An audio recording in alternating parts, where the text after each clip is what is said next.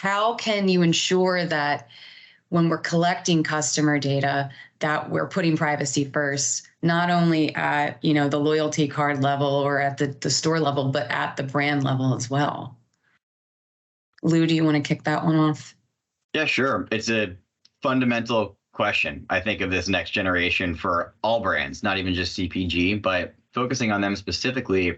I think starting with privacy compliant technology. So ensuring that the partners that you choose to help with this process are all completely compliant with all legislation. And in the US, that's complex. There's state by state legislation that, that changes.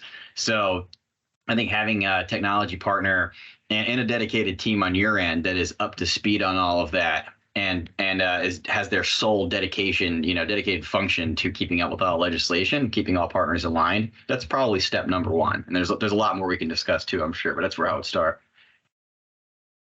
Rob, you want to jump in there?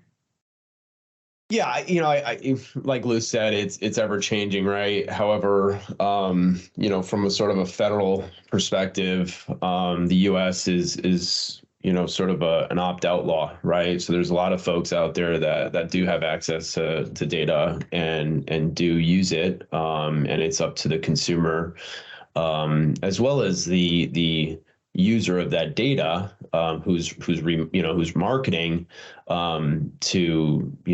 to be conscious of that opt-out, right? So I think, having the process in place as a company, for easy opt-out is extremely important.